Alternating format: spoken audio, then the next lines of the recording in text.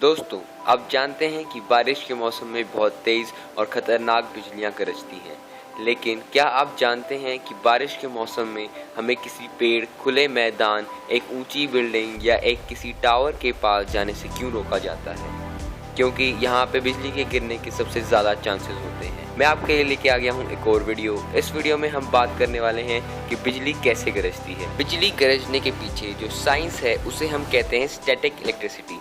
इसका मतलब जब दो चीज़ों को रगड़ने से जो फ्रिक्शन पैदा होती है उसे हम स्टैटिक इलेक्ट्रिसिटी कहते हैं। दोस्तों, आपने बचपन में स्केल वाला एक्सपेरिमेंट तो ज़रूर किया होगा, जिसमें हम एक स्केल को अपने कपड़े या बालों से मलते हैं और उसके बाद उसे छोटे छोटे कागज़ के टुकड़ों के पास लेके जाते हैं तो वो कागज़ के टुकड़े स्केल पर चिपक जाते हैं। ऐसा क्यों होता है? इसके पीछे स्टैटिक इलेक्ट्रिसिटी का ही हाथ है। लेकिन अब सवाल यह उठता है कि ऐसा क्यों होता है। अगर मैं आपको आसान शब्दों में समझाऊं तो जब हम स्केल को अपने कपड़े से रगड़ते हैं तो उसमें कुछ नेगेटिव चार्जेस आ जाते हैं और पेपर के न्यूट्रल चार्ज होने की वजह से जब हम स्केल को पेपर के पास लेके जाते हैं तो वो एक दूसरे से अट्रैक्ट हो जाते हैं।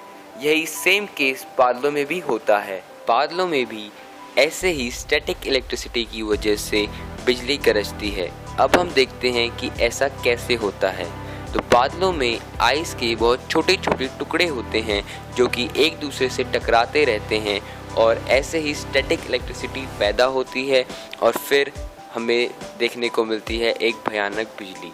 अब बिजली भी तीन प्रकार की होती हैं। पहला होता है क्लाउड टू क्लाउड या फिर इंट्रा क्लाउड, जिसमें क्लाउड्स के छोटे छोटे आइस के टुकड़े एक दूसरे से टकराते हैं और फिर वह बिजली पैदा करते हैं। यह बिजली देखी जा सकती है और इनकी कुछ हद तक आवाज़ भी आती है।